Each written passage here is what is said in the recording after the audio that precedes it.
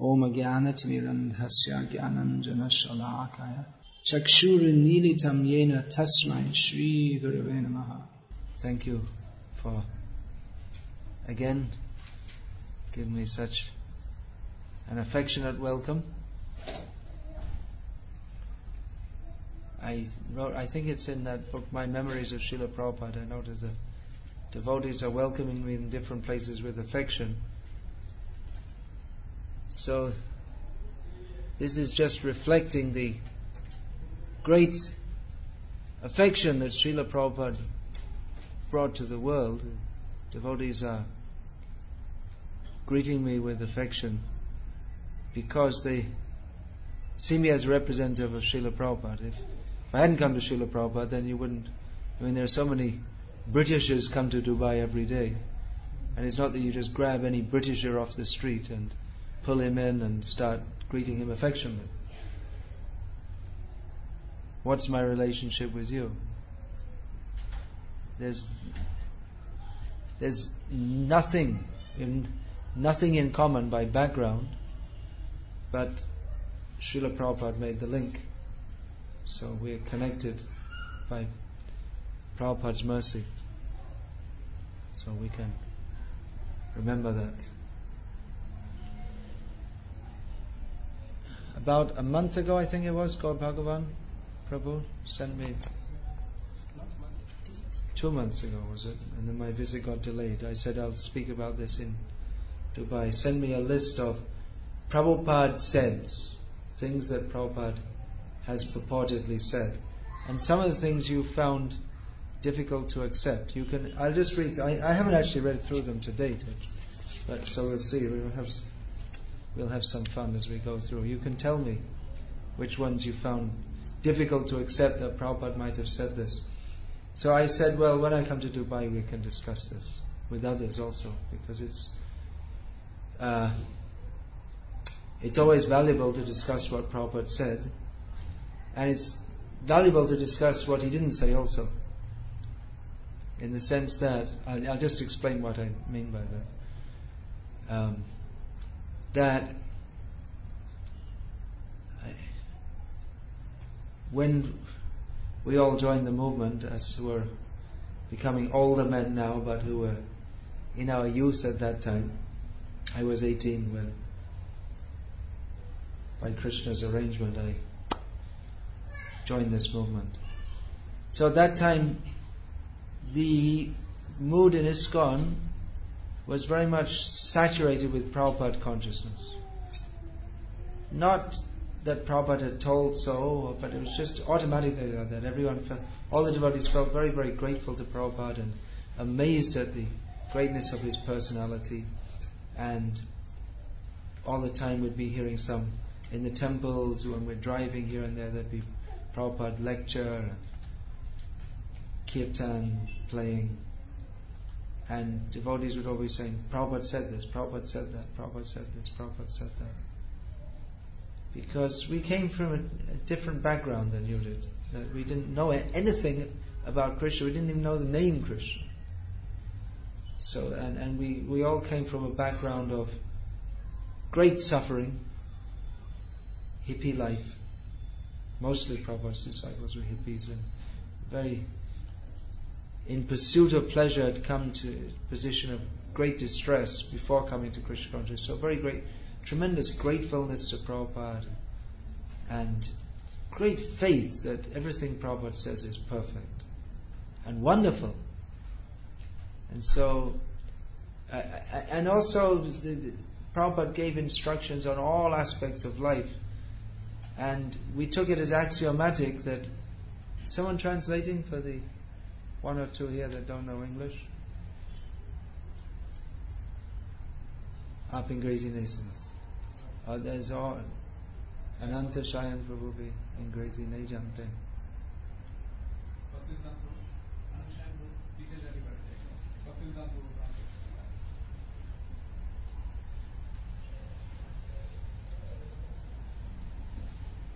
So this mood was very strong, and Prabhupada gave us direction to our lives. We were directionless.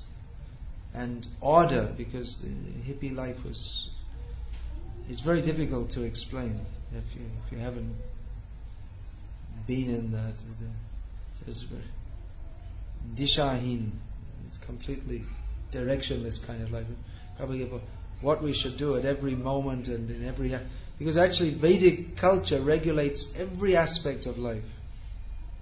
Just like one of the questions here is about vegetable oil on the body, not in the body.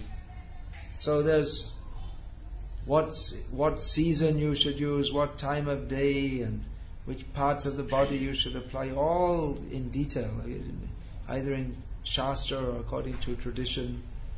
So many details, which part of the house you should have the kitchen and this, and so many things. So Prabhupada told some of these things, but a small amount of the things in Vedic culture, which for us was overwhelming. We're learning how to do everything, and so devotees say, Prabhupada said, oh, okay, Prabhupada said, okay, that's it. That's settled then. Prabhupada said that, alright, we have to do it then. Along with this came some spurious, Prabhupada says. You know what spurious means? It means maybe he said it or maybe he didn't. Can't be sure. Not because sometimes someone said Prabhupada said, and it might be what they wanted him to say, or a little bit adjusted what he said. And therefore sometimes devotees will go back to Prabhupada and say, Prabhupada, did you say that? I say, no. And then it came to the point where Prabhupada said that unless it's in writing, don't accept that I said it. Yeah, you want to say something? Just a small comment. When Prabhupada was in 1975 in Venezuela, he thought the devotees were asking him like... Were you there? I was not there, but then he said, can you please introduce me Prabhupada? I would like to meet Prabhupada. So who said that? Prabhupada. Then he says, the devotees were shocked. He says, at least I want to meet Prabhupada to have an agreement with him on what he said and what I said, because you are telling me I'm saying something I never said. So people devotees... Are you sure he said that? Is that in writing? That's why all the devotees in Venezuela, they say that he said that the devotees used to speculate and used to say that he said something that he never said. So, what Prabhupada, the most important things that Prabhupada said are in his books. But we also have his conversations and letters. But again, what Prabhupada said in his conversations and letters, many times they're contextual. Even some of the things in his books are contextual. Just like in his books, he describes, for instance, that sannyasi should beg food from so many houses, but that was traditional sannyas. Just quoting from Shastra, that was traditional karma sannyas, but he neither followed that himself as a sannyasi, nor did he expect his sannyasis to do so. And even if they'd started to, he'd probably tell them not to. So it requires intelligence and sincerity in Prabhupada's blessings to understand what Prabhupada said. And nowadays there are many different opinions coming out of what Prabhupada said on different matters. Now, one upshot of Prabhupada saying that only accept what I said in writing is that some of the things that he is well known to have said which were not committed to writing or were not recorded while Prabhupada was personally present have now come to be doubted. This is from a website, I presume, which is saying, well, this is unfortunate, and they're trying to collect all things that Prabhupada said which are not in writing, and they're trying to give the background of this. This goes to show how much devotees, especially Prabhupada's disciples at that time, how seriously they took what Prabhupada said, and how seriously we should take what he said. Even if some things are contextual, that doesn't mean we should just throw them out altogether. So this spirit is laudable, that we should try to understand what Prabhupada said. I think it's in my Jai Srila Prabhupada book. I can't remember sometimes which I put in my memories of Srila Prabhupada and what I put in Jai Srila Prabhupada. I wrote that everything Prabhupada said is important, even if he says, please give me a glass of water. It's far more important than the President of America saying, let's bomb Iraq. So you think, well, that's more important, isn't it? That's an event of world importance. But in this material world, everything is coming and going. But pure devotees coming is very, very rare. Especially pure devotees. When we say of the level of Prabhupada, it's difficult to say because no one did what Prabhupada did. So everything Prabhupada said is important. I say, well, Prabhupada is saying, please give me a glass of water. That's not very important. But it's important because he said it. Everything that Prabhupada said is fully imbued with love of Krishna and the ability to give Krishna to others. So that is important. Whereas Bush saying to bomb Iraq or let's stop bombing Iraq or whatever, all these things, it's all part of the coming and going of material life.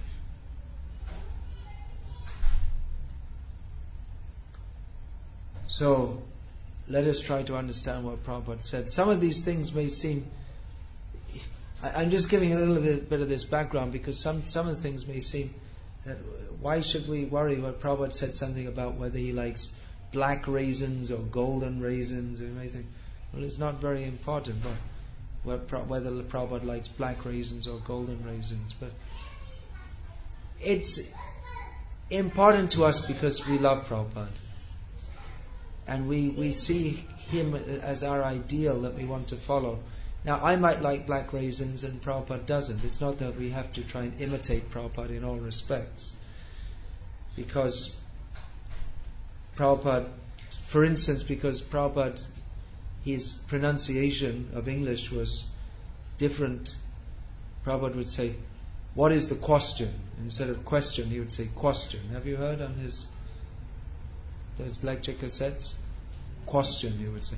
So that doesn't mean that we all have to start saying question instead of question. That's called imitation. And it's not that if Prabhupada liked golden raisins rather than black raisins. You know this?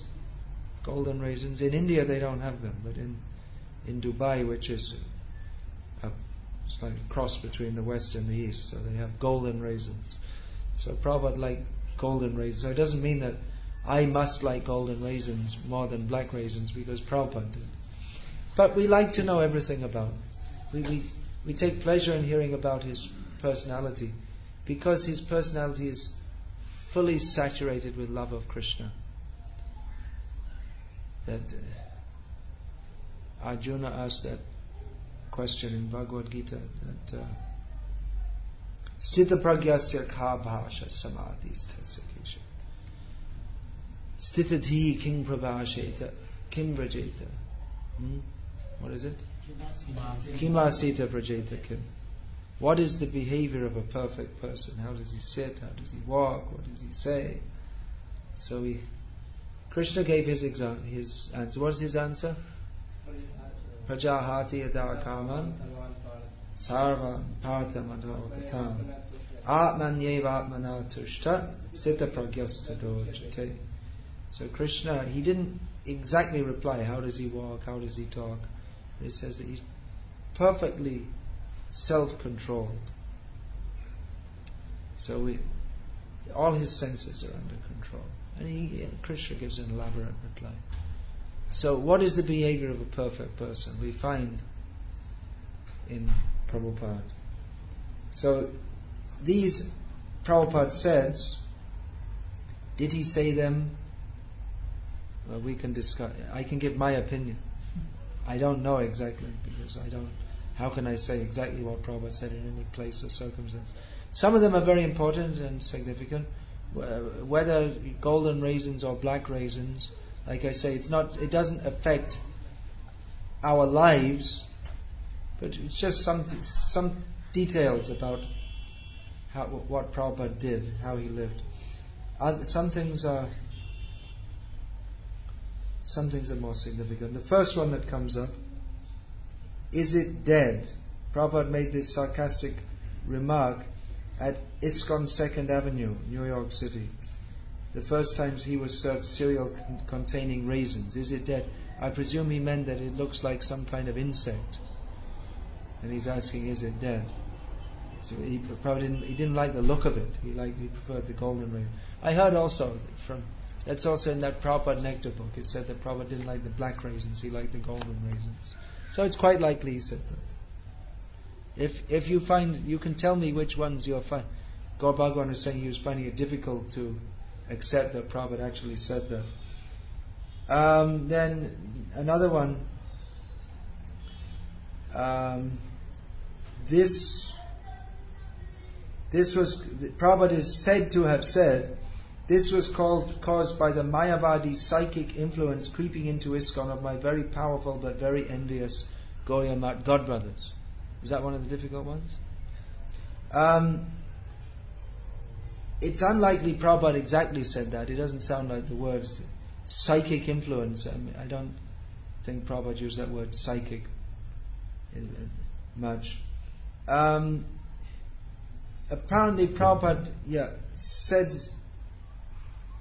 something similar, that due to the comment is there that when ISKCON Press, which was the predecessor of the BPT, published Prabhupada's book giving the name A.C. Bhaktivedanta, no Srila A.C. Bhaktivedanta Swami Prabhupada, founder Acharya of ISKCON, only A.C. Bhaktivedanta.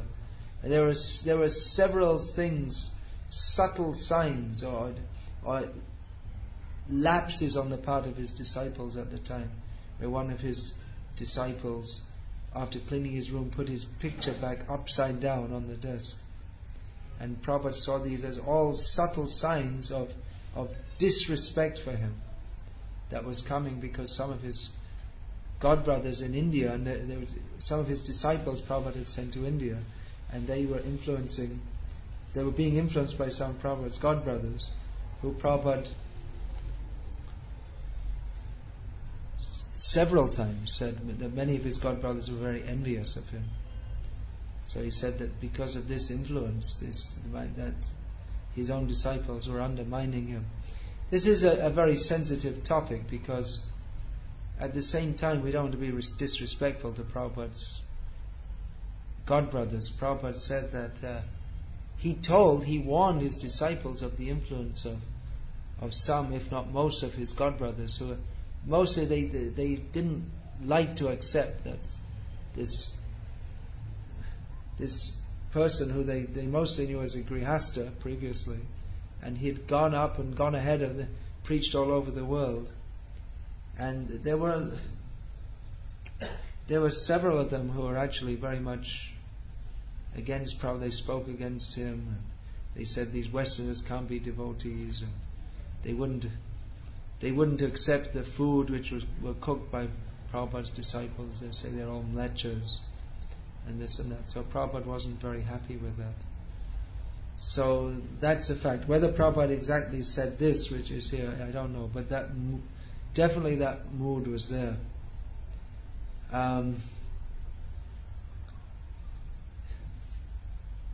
That doesn't necessarily mean that we have to maintain that. Things have changed, and nowadays I find mostly Gaudiya Math devotees, they're very appreciative of Prabhupada and what he's done. We have to take it on a case-by-case basis. Some are still very envious like that, one in particular. But we have to take it case by case. We can't say for sure. One thing is that even within ISKCON there are people who are supposed to be, I don't know any disciples of Prabhupada, but there are very few, but a few disciples of Prabhupada who are questioning him, and so this is not wanted at all. Question means that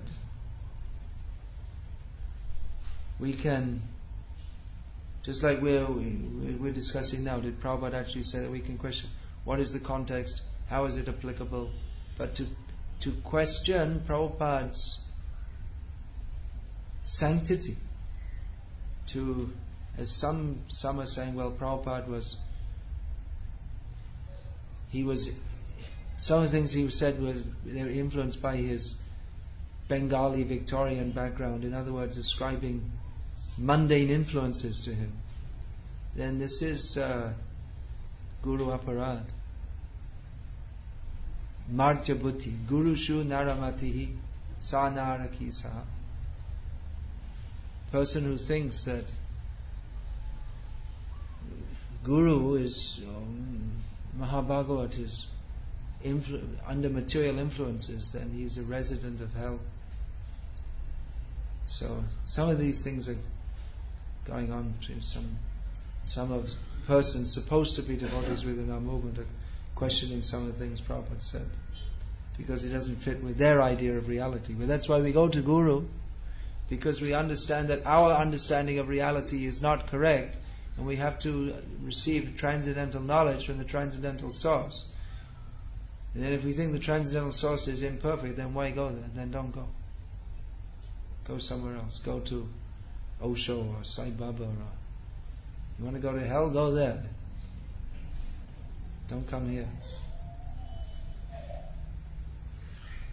New Vrindavan will someday become tropical. I read this in. There used to be a magazine coming out from New Vrindavan called Brijbasi Spirit, and I believe it was during Prabhupada's presence that it was also stated there that Prabhupada had said that New Vrindavan will someday become tropical. So, maybe. And the devotees were predicting, not only devotees, they were predicting in the year 2000 there'll be an earth shift. The whole earth will shift on its axis and India will become cold, and the far north of the earth will become tropical. It didn't happen, and they're still predicting. And maybe it'll happen someday. You never know. But Prabhupada might have said that. Some of the things Prabhupada said we have to take as indicative also. Just like Prabhupada, that's recorded in Prabhupada Lilamrita, I believe, that they took Prabhupada once from London to Amsterdam for a TV shooting, and they said, we'll give you 20 seconds, you can speak on TV. Prabhupada said, alright, I'll speak the whole philosophy of Krishna consciousness in 20 seconds. So they took him to some studio and they had him wait in a room with no windows. Prabhupada said, what is this? No windows? This is hellish. How can you make a room with no windows? What kind of intelligence is this? It's rat intelligence. So you like to live in dark. Prabhupada said by the year 2000 everyone will live underground and they'll not see the light. So 2000 came and went. Does it mean it's Prabhupada's wrong? No, we can take this as indicative. Prabhupada was speaking about the consciousness of the people is so tamasic that they don't like the open air, fresh air. They like everything should be dark and closed up like this. Number 48. There should be cottages. This refers to ISKCON Detroit Fisher Mansion Temple. That the devotees could live in, the Grihastha devotees in the temple, they can make little cottages and live on them. So that's for Detroit. Then apparently here's a remark. Prabhupada reportedly made this a sarcastic remark when one of his disciples was frantically trying to get ready to leave so that he wouldn't be late for work, and Prabhupada apparently said, what will they do? Kill you?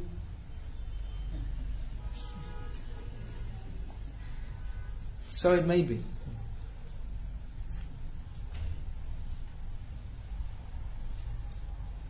That Prabhupada would want his disciple to spend more time with him so he can hear from him. In this regard, I can tell one story of Bhaktisiddhanta Saraswati, which I've collected many such stories, and these stories are not just meant for fun, but they're instructive. That one of his disciples had come from some other town to hear him, to be with him. And then one morning, early morning, he said, I'm leaving now. And Bhaktisiddhanta Saraswati said, well, I'll be here for another 2 days, you stay some more time because I don't come this side very often. He said, no, I have to go to work. So Bhaktisiddhanta Saraswati Thakur said that, well, you just submit a report of sickness and stay. So he said, okay. Cell phones off, please. So there was one lawyer who was present who wasn't a devotee, he was just visiting, and he became incensed and he said, what is this? This is your guru and he's teaching you to tell lies and be dishonest? And he stormed out. He was very upset. So Bhaktisiddhanta Saraswati, he also became very upset and he started fasting. And then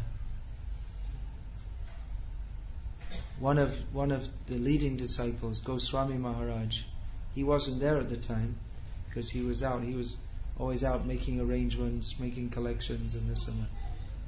When he came back in the evening, he found the whole party, that everyone was morose, that this liar has blasphemed Prabhupada, Bhaktisiddhanta Saraswati. So he said, give me the car. Those days, there weren't that many. Cars were not common. He said, give me the car. And just give me the address of this lawyer. So he went to see him. He went off and he came right in and knocked on the door. The servant opened the door without waiting for the servant to say yes or anything. He walked right in.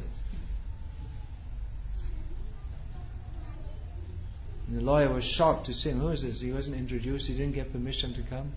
He walked right in. So without wasting time saying, who are you? What have you come for? Anything like this, he said, Goswami Maharaj said to this lawyer that if thieves came to your house, and you saw them coming, and your wife was dressed in so many jewels, then what would you do? He said, well, I'd try and hide her away. And so if the thieves came and she's hidden away, and they asked, where is your wife? We know she always wears so many jewels. Would you tell her? Would you tell the thieves? He said, of course not. He said, why not? Isn't that a lie? Yeah, but then that's to save my wife and to save the jewelry. So then he said that by hearing the transcendental message from the pure devotee of Krishna, one not only saves, you don't only get saved from life, but you get saved from repeated birth and death. And what is far more valuable than jewels and gold, you get the treasure of love of Krishna.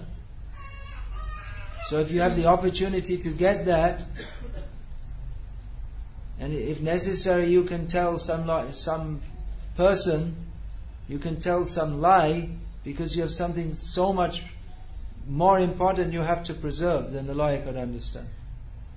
So he immediately said, I must go and apologize. So he came back and apologized like that.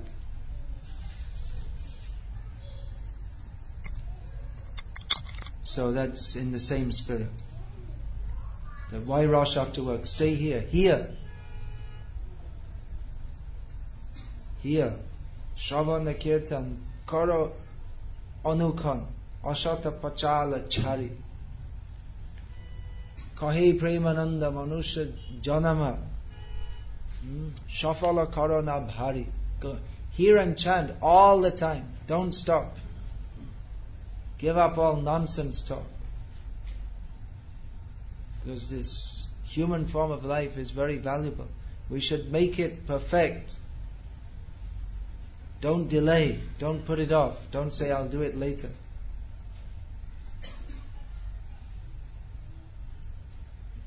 If you don't bathe using oil, then it's not a real bath. Not known if Prabhupada said.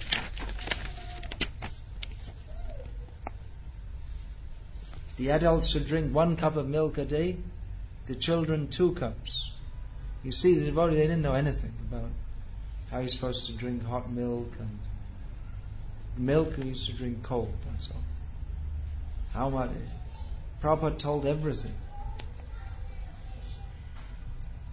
When purchasing spices imported from India, purchase whole spices and grind them yourself, otherwise you will be cheated. In those days it used to be that if you bought ground spices, it would be cut with maida, isn't it? Nowadays I don't think there is it. Nowadays not. But practical advice. It's a sin to steal, but it's not a sin to be stolen from. I heard that Prabhupada had said he had said that it's a sin to cheat, but it's more of a sin to be cheated. So maybe he said both things, different things at different times.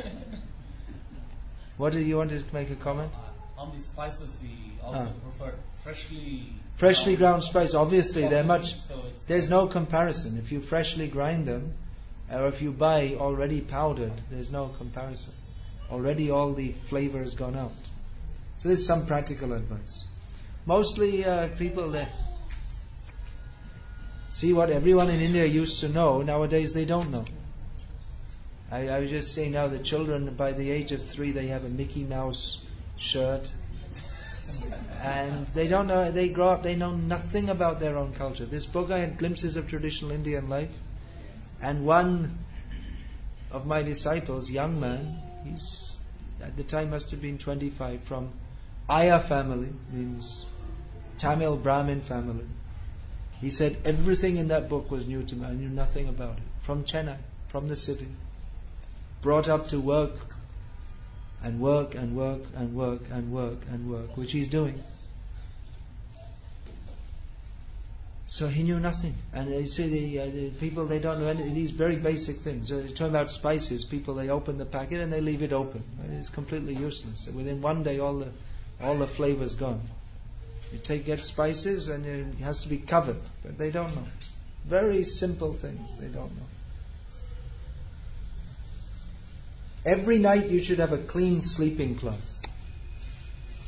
I don't know exactly what that means, clean sleeping cloth. That means a fresh sheet or something? It may also refer to the dress that people wear. Some people have the habit of using the same dress for many days. I see. For many days.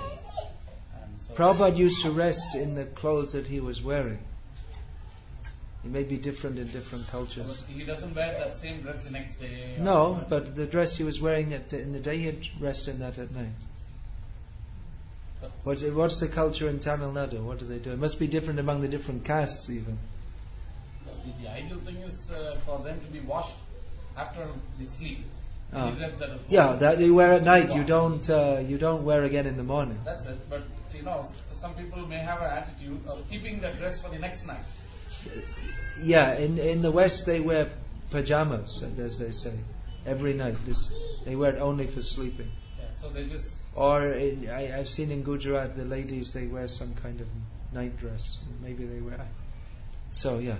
There was a comment that Mr. Parikh had made when you interviewed him. What was that? He said in their family he's seen his mother would always wear the same dress every night. Paschime log shab mura anacha. People in the western part of India, they're all fools who don't have any culture, according to Chaitanya Charitamrita.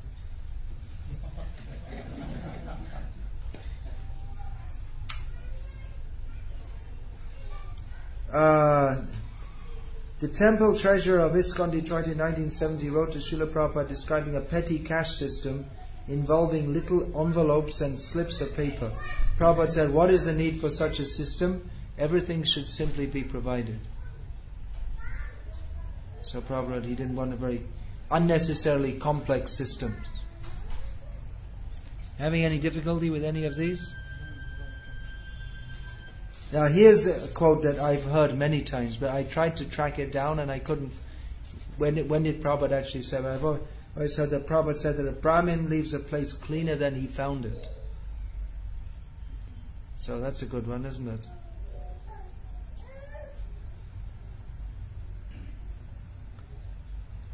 Motorcycles are for those who want to commit suicide.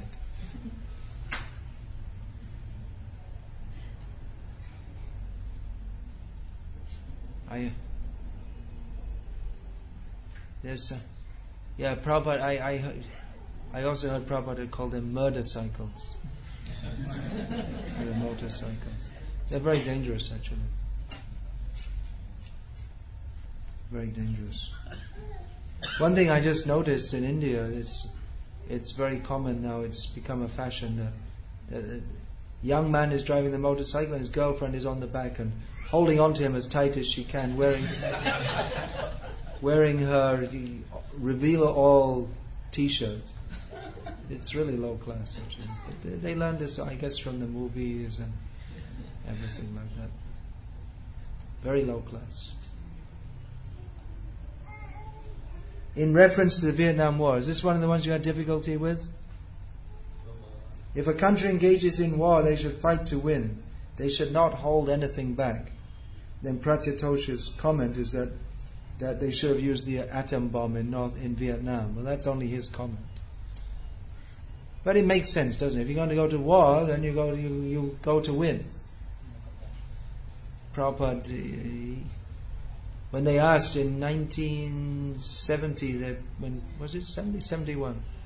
Pakistan was attacking India in the 71. Yes, 71. So Prabhupada was saying that, well, what do you think? Should we fight or not fight? It's like a kind of trick question for a sadhu, because if he says ahimsa parama dharma, then it's like against the national interest. And if he says yes, they should fight, then you're not a sadhu. That's what Prabhupada said. No, they should fight. Prabhupada actually said because we were doing our Pandal program in Delhi, that's why India won the war. Because of the influence of that.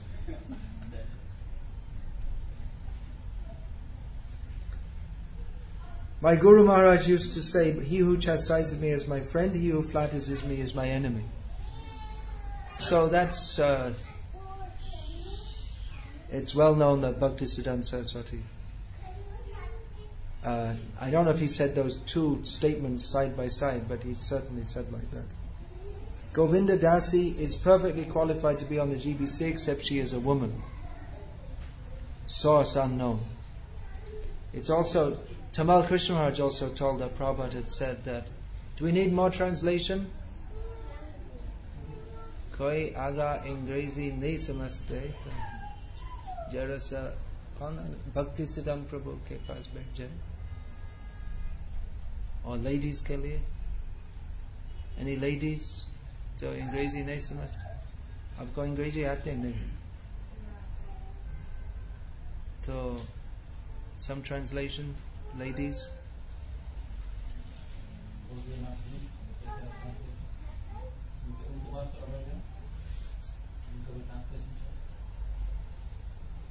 Tamal Krishna Maharaj had said that he said that Prabhupada had said something to the effect that Yamuna Dasi, he would have made her a GBC, except that she was a woman.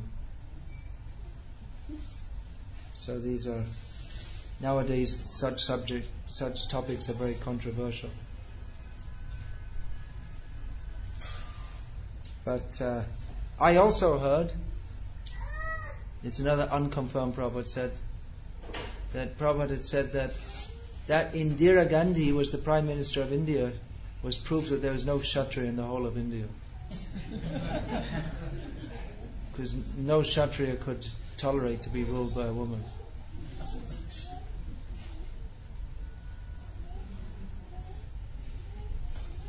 Puffed rice is too difficult for you to make, you should purchase it. Sometimes we ask them, why do we use this puffed rice? Puffed rice means muri, murmura, mamra in Gujarati. So sometimes we ask, well, why do we buy it? It's like it's already prepared. This seems to be Prabhupada's answer. Here's one, I never heard this before, sounds good. If Krishna likes you, he'll give you everything. If he loves you, he'll take it all away.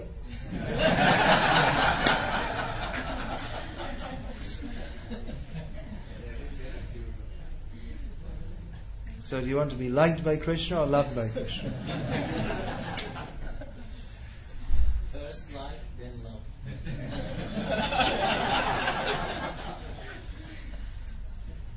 We have to see, actually. I mean, it's easy to talk about Krishna consciousness, but when the test comes, are we really ready to give everything to Krishna?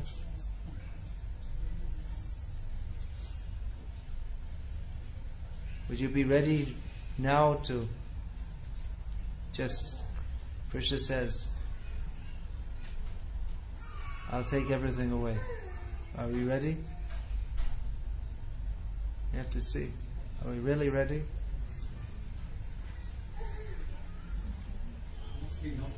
Mostly not, yeah. We've also heard that if Krishna knows that we are His trusted servants, He'll give everything to us. If Krishna knows that we are His trusted service, He'll give everything to us. If we are not going to be corrupted by. If we actually use it in His service. Really so where's the but are we attached to that? We have to see. See, even people are giving me donations because they think I'll use it in the service of Krishna, which I do. I don't use any money for going to movies or practically what I spend money for travel and for printing books, and maybe I give what could be called donations to temples and this and that, but I can't really call it donation because it's not mine. So I use it for Krishna. But then if I had to lose it all, I'd feel sorry because I want to use it for Krishna's service. But is there some material attachment there? I have to look in my heart and see also. I'm feeling this is mine.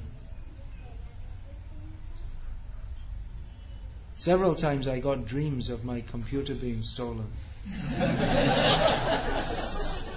I'm very afraid of that. Do you have backed up? I have it backed up, yeah. Because not so much the computer itself, but all my work for so many years, so many books I'm writing. I'm very afraid of that. Here's one. Meat eating destroys mercy, gambling destroys truthfulness, intoxication destroys austerity, and illicit sex destroys cleanliness. Source unknown. I don't know why they say source unknown. It's right there in the first canto of Bhagavatam. Vegetable oil is for external use only. Well, I heard that when I heard that 75, just after I joined the temple. Prabhupada said, mustard on the body, not in the body. Management is simple, you just keep everything very clean. I also heard that Prabhupada had said that if everything is clean, then it means the management is good. If it's not clean, then the management is not good. That was Prabhupada's simple measurement. The mouth is the dirtiest part of the body, even dirtier than the anus. So I asked Brahmananda Prabhu, you all heard of Brahmananda, right? Anyone who read Prabhupada Lilamrita, you must have heard. He's one of the earliest and most famous disciples of Prabhupada. So I asked him, and he said that yes, he'd heard Prabhupada say that. And he described, actually, if you consider most diseases are orally transmitted. So there are more germs. Perspiration means good health.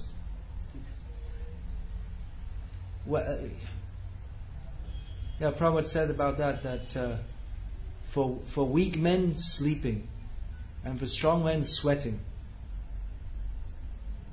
Prabhupada liked it. People should be active, busy. Everyone should be active, not lazy. They're killing mother cow in the slaughterhouse, they're killing babies in the womb, therefore they'll have to send their sons to the slaughterhouse of war. Exactly not like that, but we find elsewhere that Prabhupada had said that because of your keeping slaughterhouse, therefore your youth they have to go to Vietnam and be slaughtered. Very heavy thing to say, isn't it? Now we have so many, just like recently this tsunami, and we're feeling so sad. But the most of the people who were affected were people who daily engaged in slaughter of fish. So everything comes around. I gave a lecture on that actually in Chennai the weekend after that. The Sunday lecture, I was scheduled to be there, and they put me up, and I guess they wanted to make some collection for the tsunami afterwards. But I gave another kind of perspective on it.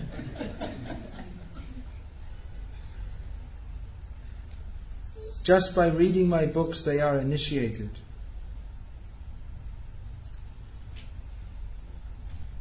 Well, in one sense, that's true. That's not a. Prabhupada may have said that, and it's not incorrect, but it's not the sum total of Guru Tattva. Some people say, then you don't need to get initiated. Just read Prabhupada's books and then you're initiated. But is this one of the ones you have difficulty with? Yeah, because the essence of initiation is the transmission of Divya Jnanam. Divyam Jnanam yato, what is that? Divyam Jnanam yato dakshat kuryat papasya samshayam. Divya, the transmission, tasmat diksha iti proktas. So diksha means the transmission of divya jnana, transcendental knowledge by which sin is destroyed. So that's the essence of initiation. But that doesn't mean that by saying that, Prabhupada meant that there should be no initiation ceremonies, no formal guru-disciple relationships, or that no one ever need to be initiated, or that after Prabhupada's departure, there'd be no need of anyone to be initiated, they just read his books. So it's quite likely Prabhupada may have said that, but it shouldn't be taken out of context. No, that's what I'm saying, that they take it that, well, Prabhupada said just by reading his books you're initiated. But that, like I say, that doesn't mean that that's true in one sense, but it's not a whole statement of Guru Tattva, then you just forget everything else that Prabhupada said and everything in Shastra. Actually, Prabhupada also initiated after that. Of course. So it's to take this as a statement that this is the sum total of Guru Tattva is in this statement. That's incorrect. Yeah. Well, that's why people have to have a very good common sense to understand what Prabhupada said. That's what I said before going through all this, that it requires intelligence and sincerity and the blessings of Prabhupada to understand what Prabhupada said. But also could be seen that since thousands of years in different various lives we are not taking a spiritual birth. But initiation is a spiritual birth. So maybe by reading Prabhupada books, at least we are starting the first stage towards the spiritual birth. I discussed this in some detail actually in the beginning of this year. That lecture is available now about what is initiation, and the essence of initiation is the transmission of spiritual knowledge. The ceremony in itself is not the sum total of initiation, and it's a process that begins before the ceremony and continues after the ceremony. The ceremony is also essential, though. That's a statement of commitment in which one is formally accepted into the sampradaya. So I gave an extensive lecture on that. That's, like I say, that'll be available in a few days. I brought that CD, and that will be available. Yeah. No, I wanted to say that initiation puts you in an official stage and formality and vows that you have to follow, which maybe before the initiation you didn't have that same degree of commitment. No, well, the commitment must be there. That's what I was saying. The commitment, the formal ceremony formalizes the commitment that's already there.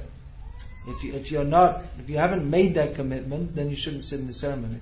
And if you have made that commitment, then you should be in the ceremony also. Yeah. And I understand. I'm saying the difference between feeling initiated by just reading the books and feeling initiated by following the sadhana. This is what I'm saying. Yeah. It may be also, because it may be in some cases that devotees have a very strong connection with Prabhupada by reading his books. It may be in some cases. I know of people who took up Krishna consciousness by reading Prabhupada's books only. So it may be. You can't criticize a man for being dirty when he's in the shower. Well, it's a common saying. You've heard that before? You can't criticize someone for being dirty when they're taking bath. So it's like someone may criticize, well, this devotee is not up to the proper standard. But they're following the process, and the previous contamination, it's washing off, so you shouldn't criticize them for that contamination. It's like you shouldn't criticize someone if you go to the hospital. You shouldn't say, well, everyone's sick here. Yeah, well, they're sick. They came to get cured. So you may say, well, all these devotees, there's so many faults. Yeah, but they're taking to the process. So it's a common saying. You can't. In Tamil they say like that also. Don't know. There are many sayings in Tamil from the. What is that? There's that one book called Tirukural and.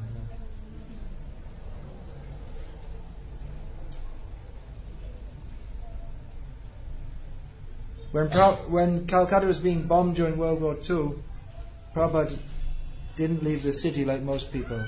He said, "Here is when the bombs was falling. He said, 'Here is Krishna coming to kill me.'"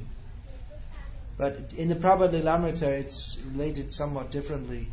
The Prabhupada said that he saw the bombs also as Krishna in another form. It may be Krishna. He said like that. Even in Prabhupada Lilamrita, actually, there are a few things which are a little bit deliberately adjusted, because it's a book for distribution to the public, and some things Prabhupada said are not for public distribution. There are some things I know Prabhupada said, and even though you're all followers of Prabhupada, I won't say it here now, because it wasn't meant for saying to everyone. If someone doesn't know the date, he can be understood that he is insane. I've heard that also. If you don't know the date, you're crazy. I've heard that Prabhupada said that. He may have said it, I don't know. I don't trust any individual GBC man, but the whole GBC body I trust. This again, it's slightly worded differently, but it's well known that Prabhupada said that anyone may make a mistake, but altogether they can't. Although some people might question that also. Prabhupada, when Pratyatosh, who made this website,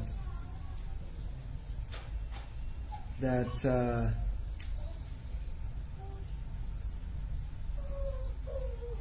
his father-in-law came to the temple and said that your son-in-law loves Krishna, that's referring, and you love your son. Things equal to the same are equal to each other. So in other words, he was telling his father or father-in-law that, well, you love your son and your son loves Krishna, so you love Krishna.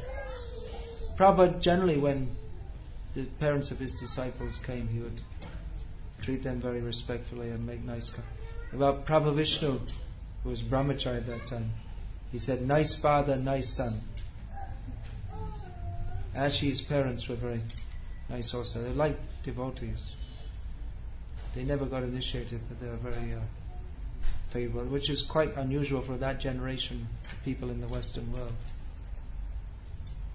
Men should not bathe naked.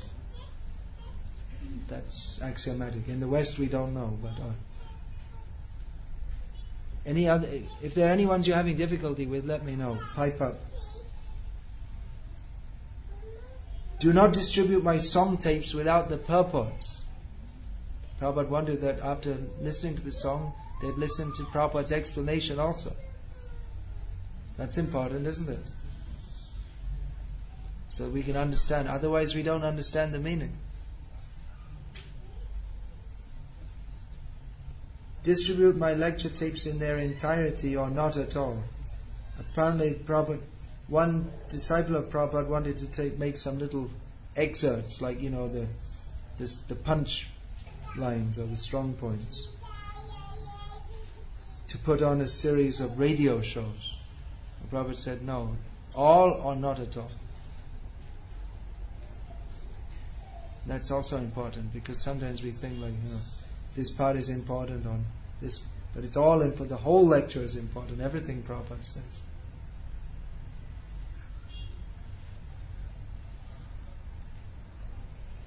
Someone had asked some question, how can the moon be further away than the sun? And Prabhupada replied, I don't know very much about all this, but my Guru Maharaj, he knows.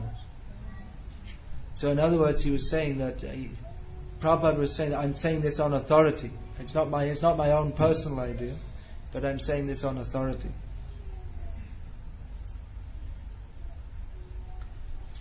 History will record that the Hare Krishna movement saved the world. Well, Rameshra, who was, he said that Prabhupada said that the Hare Krishna movement will go down in history as having saved human society in its darkest hour.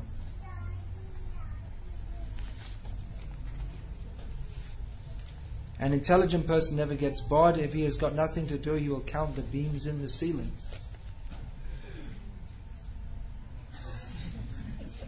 Don't know about that. Hope for the best, plan for the worst. This is another common sense thing. Prabhupada has said a lot of common sense things, because, as I was saying, most of his disciples are from hippie backgrounds, and most of us at that time had an uncommon lack of common sense. I mean, most common sense is pretty rare, but among Prabhupada's disciples it was more uncommon than usual.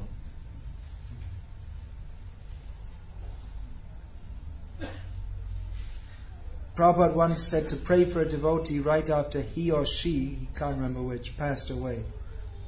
Prabhupada said it was like serving as a favourable witness at a trial. My books will be the law books for the next 10,000 years. That's recorded in Prabhupada Lilamrita, so that's considered pretty authoritative. Prabhupada put a lot of stress on his books. We should read Prabhupada's books. Srila Bhaktisiddhanta was very critical of his overweight sannyasi disciples. That's commonly said. Prabhupada put in one of his own purports that if he saw any of his disciples becoming overweight, he would criticize them. You can say anything, but don't put it in writing. In other words, be careful. If you're going to criticize someone, be careful about putting it in writing. Even legally, you could be in trouble if you put something in writing. About worshipping on the altar in the temples, Prabhupada said the women can go on the altar as long as their husbands are also there with them.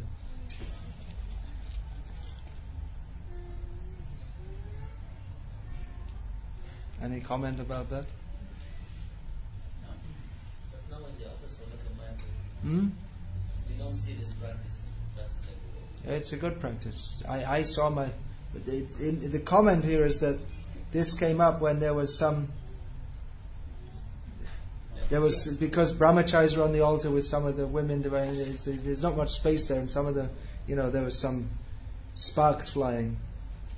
I personally saw that during Prabhupada's time, that there was young lady married and on the altar with they were doing it was her and a brahmachari doing the dressing, which isn't at all proper. So there was some sparks flying, you could say. According to circumstances, now for example Mayapur, there are ladies who dress Madhava and the brahmacharis also doing the same. Is it? It's big, huge difference. Anyway, you have to see. It's always recommended that keep the ghee away from the fire. In modern life, there's just the opposite. But the result is not favorable for spiritual advancement. That's why in traditional culture all over the world, especially in Vedic culture, there's always restriction on mixing of the sexes, not freely mixing up. And you don't just walk up to some young girl on the street and say, "Hi, how are you?" as you could do in America. Or they might not be on the street at all. My disciples should not make more than 10% profit off each other. I also heard that when there's some business dealings between devotees, that they shouldn't make much profit from each other, because the idea is that we're all here to serve Krishna. Everything is in my books. I heard it as that everything required to become Krishna conscious is in my books. So that's a commonly known way. It may not be in the Veda base name, may not be recorded, but it's also there. Now some devotees take this that, well, we shouldn't read other books, but then Prabhupada says right within his books that we should read this book and that book, and he encouraged his disciples to write books also. So there are many books, but the thing is that everything that we need to become Krishna conscious is in Prabhupada's books. For preaching, we may need to read some other things also.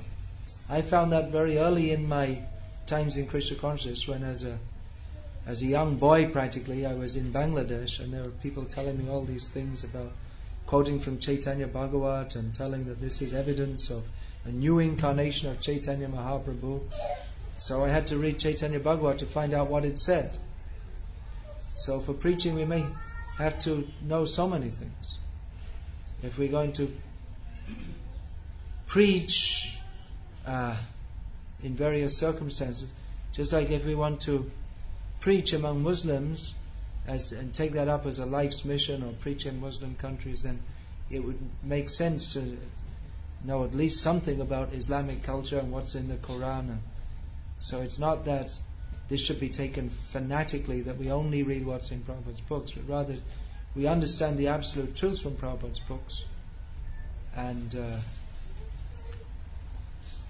with the perspective that we receive from Prabhupada's books, then we understand everything else also. Then another one, this one came up, that in Los Angeles temple,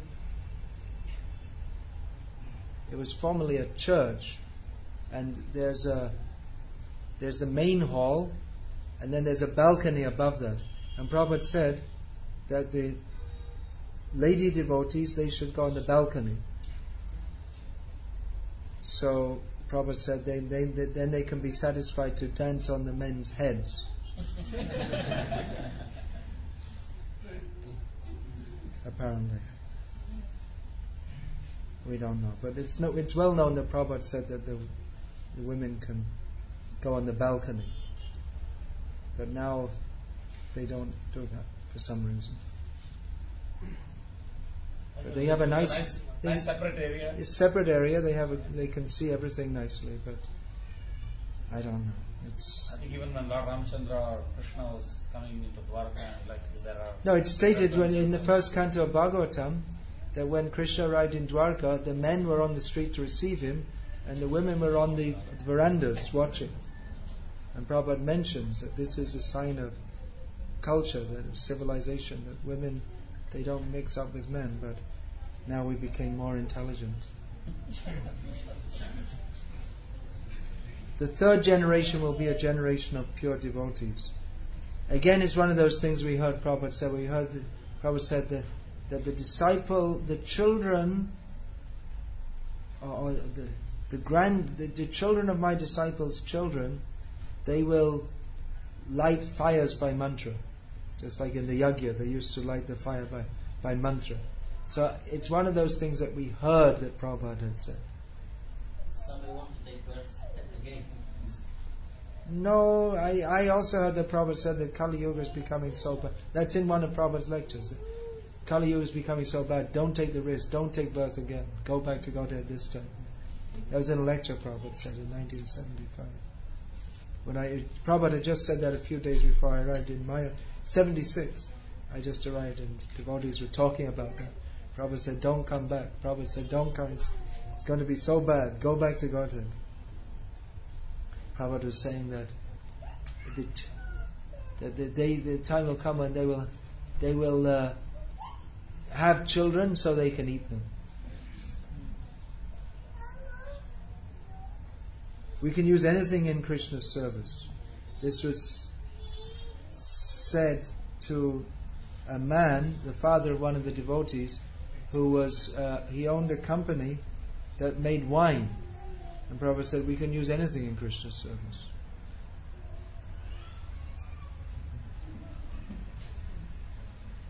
I remember in London, this was about 76, one devotee was very confused because he just heard Prabhupada's lecture in which he was saying that if even a drunkard, when he's drinking wine, thinks that Rasoham Apsu Kaunteya, this taste is Krishna, then one day he will be a great devotee. And devotee is very confused. Does that mean I can drink wine?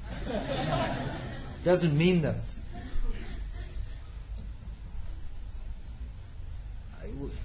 We'd have to again ask Prabhupada exactly how we can use wine in Krishna's service. I can't think immediately of any way we could use it. Wine can be used medicinally also.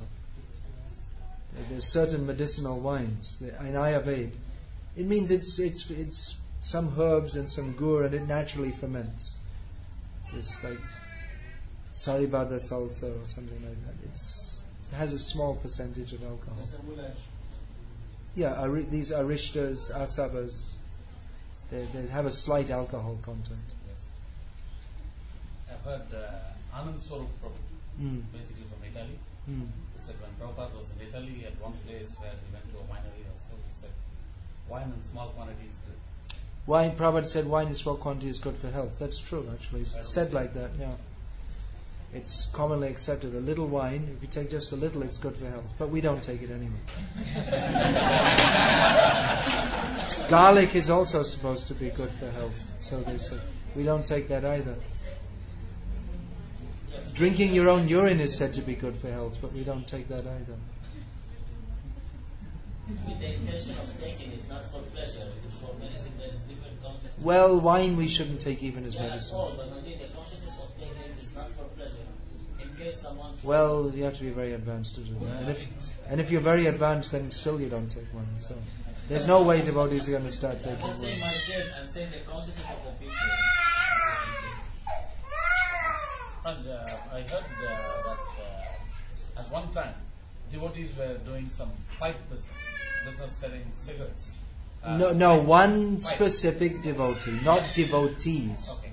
One devotee had a business selling chillam, which is the thing which is used for smoking hashish. So he was doing that, and Sikshamrita is something on that. something like that. I think Prabhupada said he could do it. Yeah, he can do it. Prabhupada said he can do it. He's not directly smoking.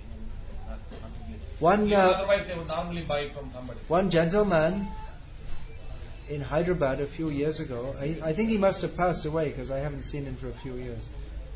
He told me that he heard Prabhupada's lecture in Hyderabad about 1974 or something like that.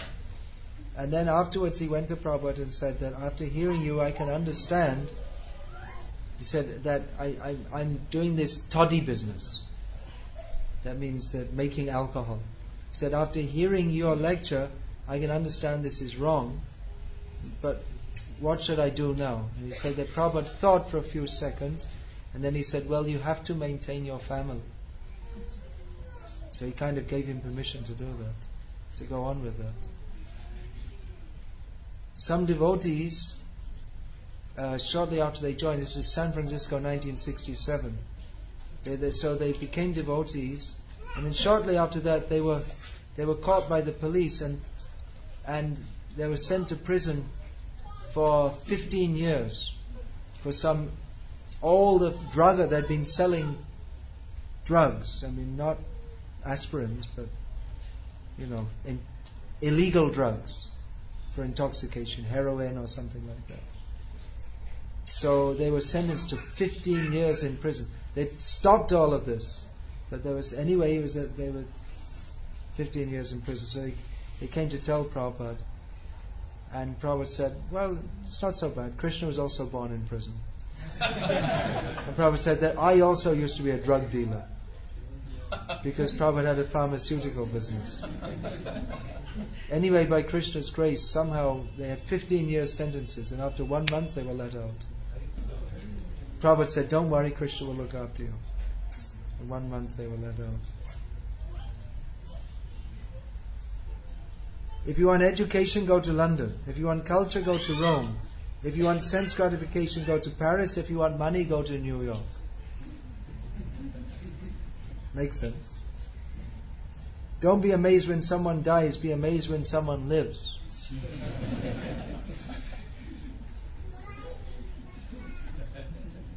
Everyone has to die. As I travel around the world and meet many people, I get to hear, often people share with me their bad news, which means deaths of loved ones, and practically in a week, once or twice, I'll get news of someone dying. Just a few days ago, one of our devotees, actually he's never initiated because he's chanting, but his mother, he's very attached to his mother. She's strongly Jain, so he's always pulled between Krishna consciousness and Jainism, like this. So he's a doctor. He's just been practicing for the last 2 years or so. He took Krishna consciousness when he was when he was studying MBBS.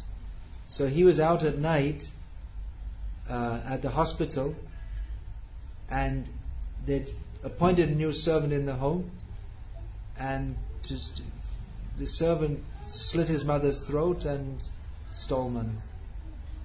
So this news I got. This kind of news I'm getting all the time. Your news.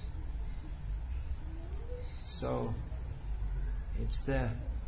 It's so many bad things going on.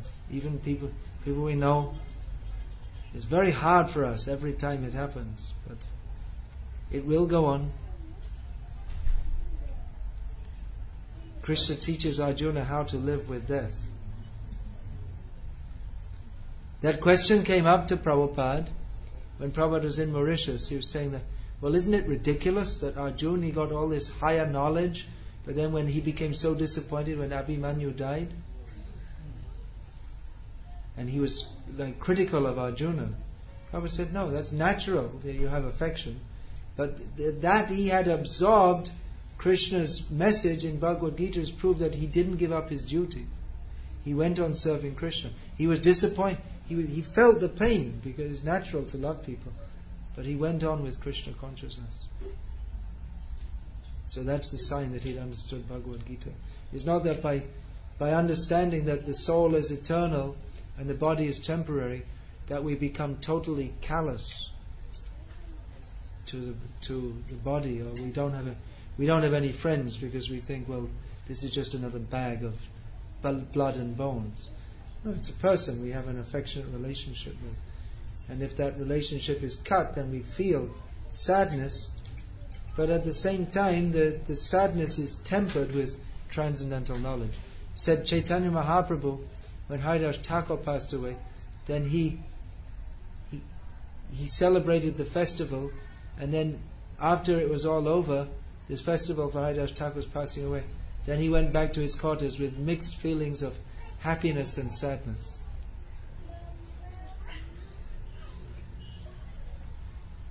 Prabhupada saying about one of his disciples, saying very proudly and happily, just see what he has done. So the comment is here that Prabhupada, he wouldn't say that, well, Krishna did it, or he's just an instrument, but he would praise the devotee. He's done something very wonderful. Gave credit to the devotee. So, that's all. Which other ones did you find difficult to understand, apart from the one of the envious God brothers?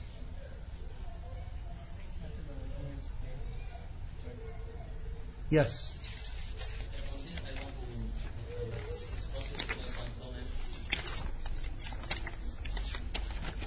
Yeah, go ahead. Let me say if there's anything else. Yeah. On this point, on the envious God brothers, if you can use again so I can make small comment. Which one? The point of the Gaudiya God brothers of Srila Prabhupada. The envious God brothers. Yeah. Well, it's a paraphrase of things. This was caused by the Mayavadi psychic influence. I'm pretty sure Prabhupada didn't use the word psychic. I don't see Prabhupada use that word. Especially in this is supposed to be 1970. Of my powerful but envious Gauriya Math God brothers. Well, this year for the first time, I don't think audience is interested in it. For the first time this year, the Sri Gaudiya Vaishnava Saraswati Association couldn't be held in Mayapur because the Chaitanya Charitamrita was translated into Bengali, and this quote especially this Prabhupada put in his Chaitanya Charitamrita in the purport that the Gauriya Math is asa, useless. It became useless because they didn't follow the orders of Bhaktisiddhanta Saraswati Thakur. It's like a dry branch. Yeah, like a dried up branch. Yeah, so that upset them very much. Prabhupada put it right in his book, in his books to which he gave the greatest importance. He put it right there. The Gauriya Math has become dried up, useless branch of the Chaitanya tree. So this, when it was translated to Bengali, some read it and they took position against ISKCON. Yeah, and they cancelled to do in conjunction for the first time the Sri Vikasa celebration of Bhaktisiddhanta Saraswati, and ISKCON was not invited to be in the procession. School? Completes. No, it's fine. Yeah, so? For the first time ISKCON was not invited in Mayapur to be in the procession for the Vyasa celebration of Bhaktisiddhanta Saraswati Prabhupada.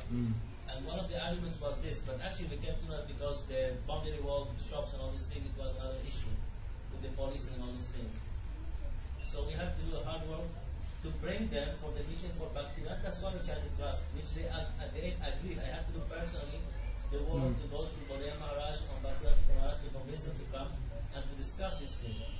But actually, Guru Maharaj, when he sent a letter to explain to them was that probably at that moment he commented this for the behavior of certain members of the Gaudiya Math, which in fact they behaved wrongly with him. His Prabhupada even cried in the Bhajan Koti. Jagas Prabhu told me, Prabhupada cried when one of his brothers came, and he told him, no, I don't want to join you because I will be a second degree Acharya in your ISKCON. So Prabhupada was very affected, and then he said they were envious and they were behind positions and to be Acharyas of each month. So there was a reason, time-based circumstances, that made Prabhupada to make this comment. But it's not that he rejects or he hates his brothers. Proof of this, before he passed away, he created the Bhaktivedanta Swami Charity Trust in order to work together to enhance and develop the holy kirtas and the holy dam, to work together with them, but not to mix up or be initiated by them or take direct instruction from them. Because yes, the factor envy could be there and could be taken away. But it should not be misunderstood, that point. That point should not be, and then we hope that for the next year they will select together in order to understand that certain Gabras of Prabhupada did really misbehave at that time with Srila Prabhupada. For example, Bhakti Balapuri Maharaj, Prabhupada said he is the only one who got envious of me, so he was very, very favorable to Srila Prabhupada, who has the mat beside the Mahatma Gandhi. And Srila Maharaj, one of the person who said that he is Prabhupada also, he is Shakti Vaishnava on the stage, so there is no problem with Saraswati Chaitanya Math. But others, they have certain problems. Even Madhava Maharaj's Math, there is no problem now. And Puri Maharaj's Math, there is no problem now. But there are certain groups which they still have certain differences that they are little antagonic in this case. That's the only thing that's happening. Anything else?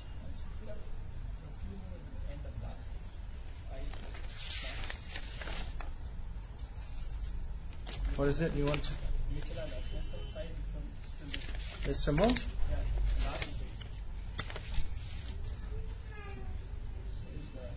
Oh, there's some quotes about Prabhupada talking about Prabhupada said. Yeah, I already said that. I already paraphrased this.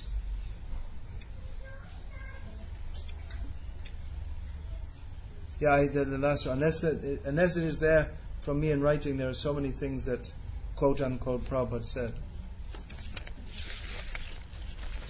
So let us all read Prabhupada's books to see what Prabhupada said. Prabhupada said, Krishna is the Supreme Personality of Godhead.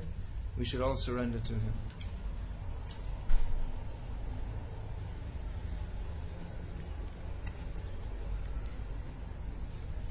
Hare Krishna. Anything else? There are so many things to say. What's the time? 9:15. 9:50. Okay. Take some questions now. Yeah, we can take a few questions and then finish up. I heard Jayadvaita Swami finishes up promptly on time, so I think I should do that also. That's a good policy, isn't it? Early to bed, early to rise makes a man healthy, wealthy and wise.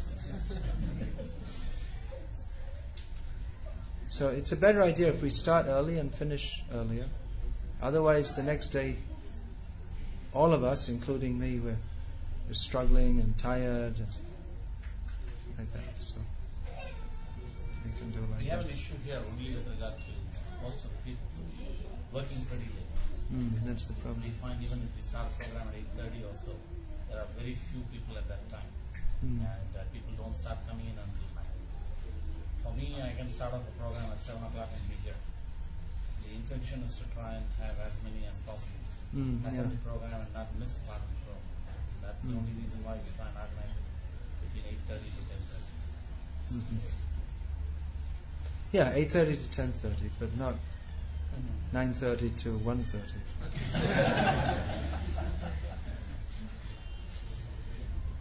So, anything else? Comments, questions, complaints? No complaints. That can come later. Not the first day. I'll keep my complaints to later also.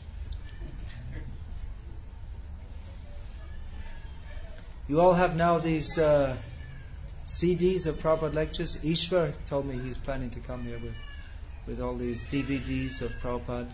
We already have whatever he has to give. Is it? Anyway. He's welcome. Our organizers will say it's coming. Okay. What's he bringing then? He always brings some surprises, so we will have something. Okay.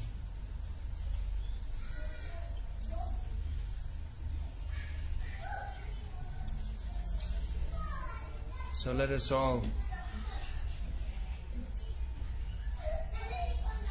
make the firm determination to dedicate our lives for this purpose only: service to Krishna and Krishna's devotees.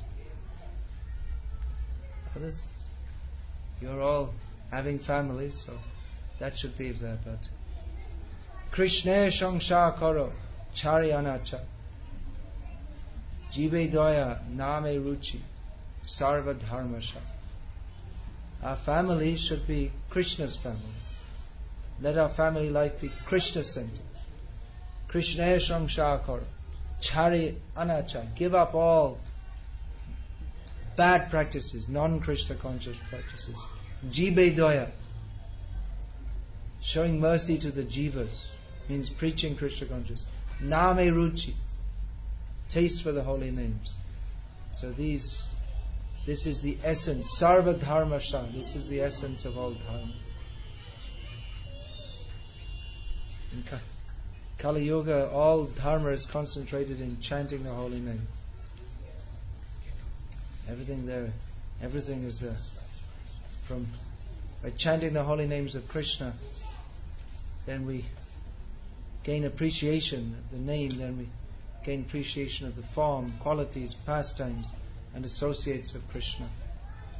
Everything is revealed by the holy names.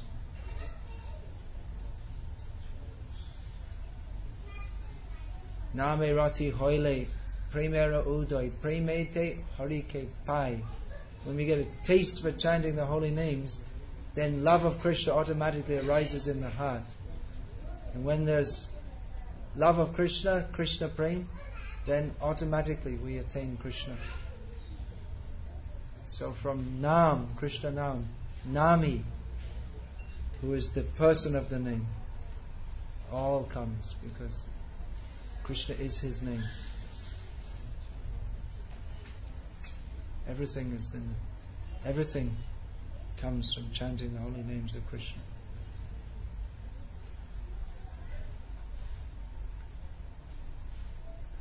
But that chanting, that kirtan must always be accompanied by Shravan. Now, Shravan comes even before kirtan. Shravan, kirtan, Vishnu Sma. First Shravan. Without Shravan there cannot be kirtan.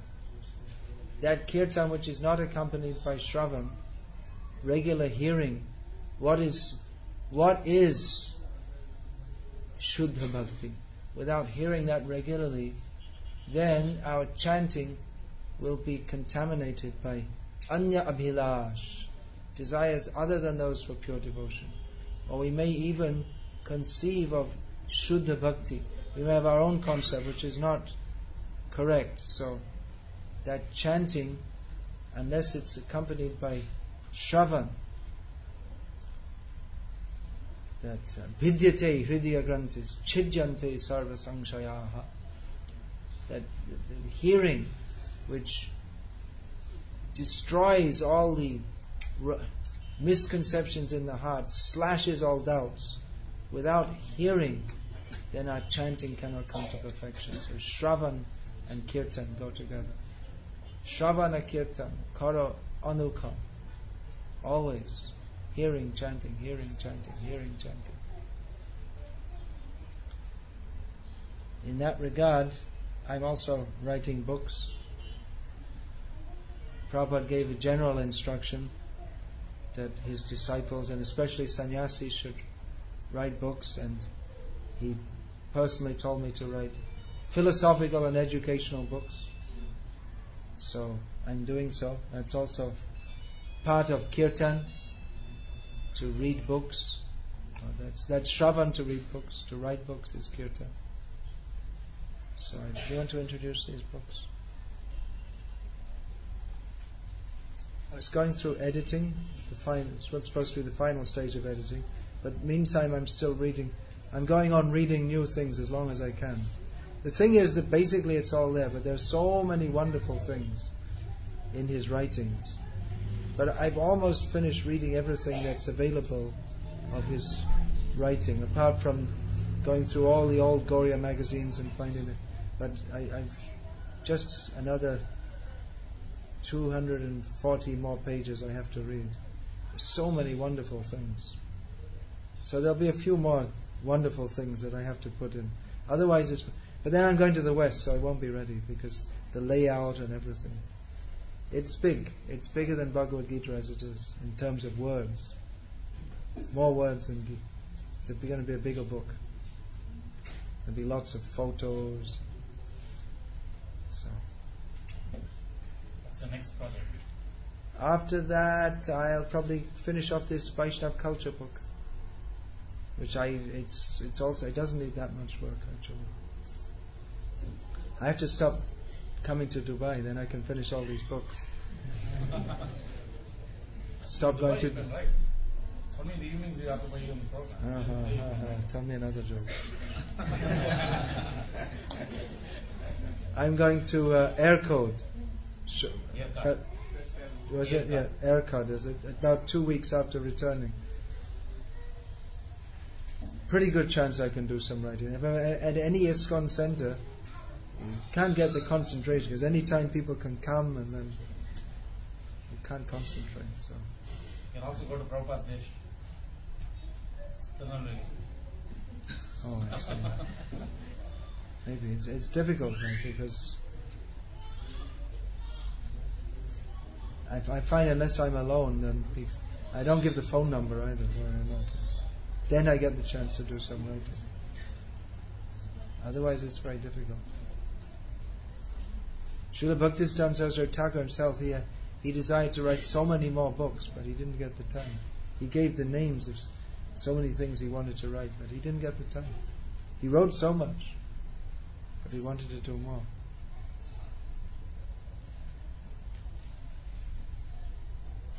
Anyway, I'm very much looking forward to seeing this book in print.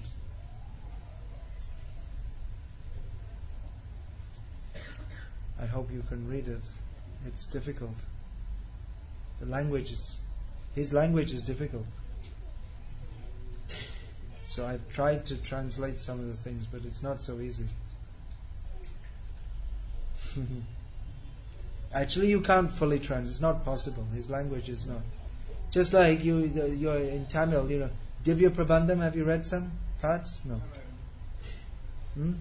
Can you translate it in English? You think not fully translatable. Some idea you can give. but it's not fully translatable because there's so many subtleties. So his English writing itself you can't. His English writing is it needs translation into English because it's too difficult for us. And what to speak of his Bengali? So many things wrapped up in one sentence. If you want to try and put it in English, you have to give 20 footnotes, and it's so much. And that's just an ordinary reading. And then if you go deeper, it's just amazing. He spoke from up here and gave the inspiration to go up there. Prabhupada came down to our level and made it very simple for us.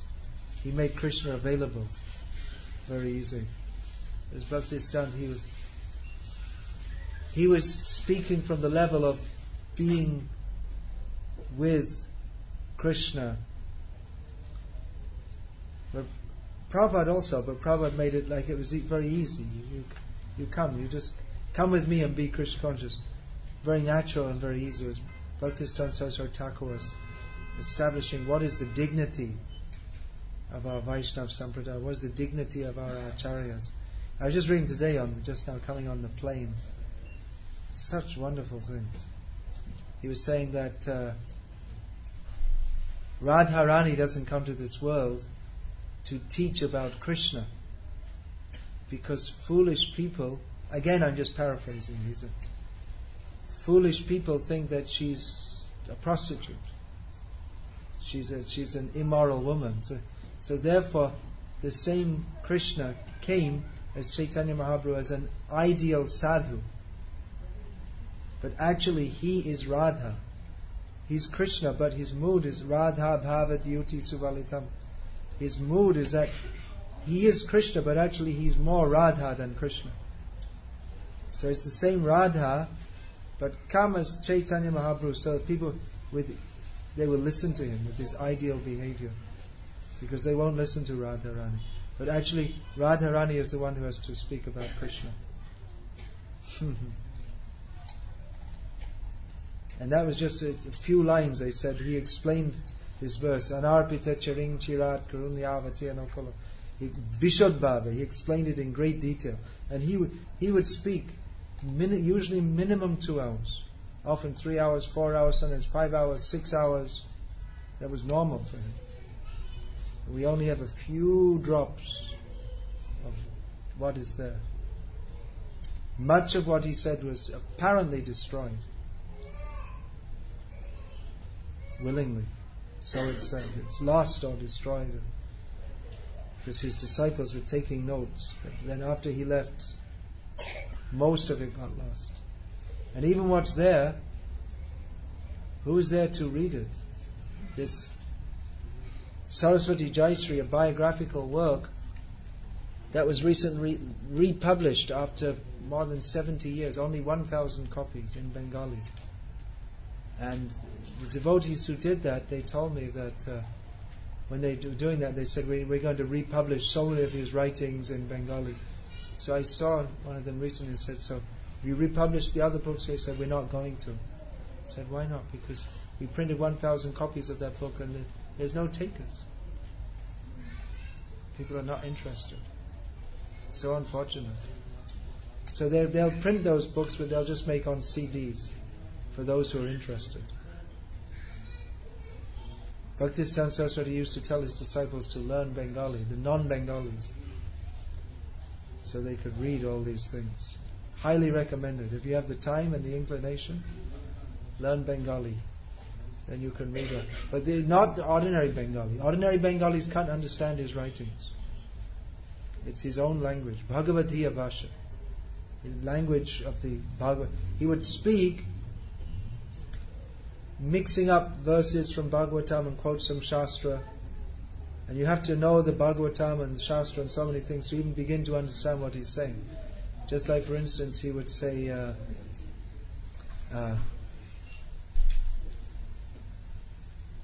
Dvitiya bina veshita janita bhai hoite. That would be like an introduction. So it's like a mixture of Bengali and part of a verse from Srimad Bhagavatam. which means that fear born from considering things to be separate from Krishna. So like that. So if you don't know the verse from Bhagavatam, then you'll miss the whole sentence. So you have to be quite learned in Shastra to even begin to understand what he's saying. But many people at that time, they were learned in Shastra also. Much more so than nowadays. But even big pundits, one time he gave a lecture at BHU, Banaras Hindu University. And the scholars there, they told after hearing him that we couldn't follow what you were saying. So very high he was getting established, because people were saying this Gauriya Vaishnavism, it's all rubbish, it's all for low class people. He wanted to show, what is this? The highest thing. It is not something low class, this is the highest thing we have to give, in all respects. And he is Bhaktisiddhanta. It's not just a name he is Bhaktisiddhanta.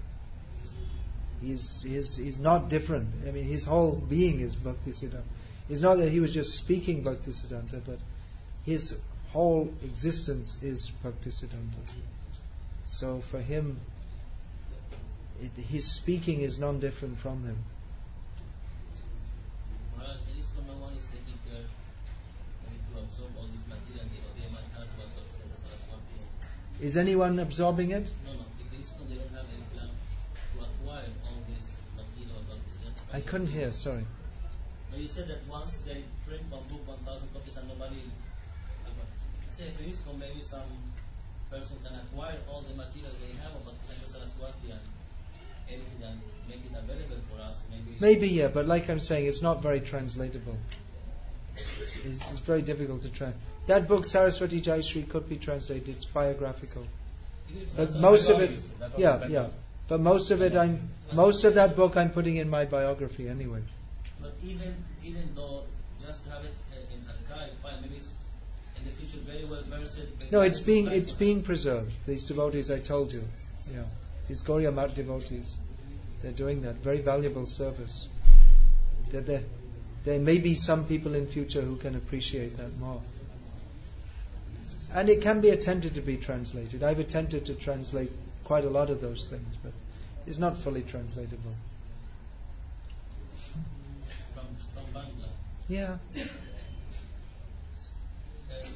Murari Gupta activity in Mayapuri is very well versed in Bengali. Maybe he can help. Yeah, maybe. I mean, I've almost finished doing the book now.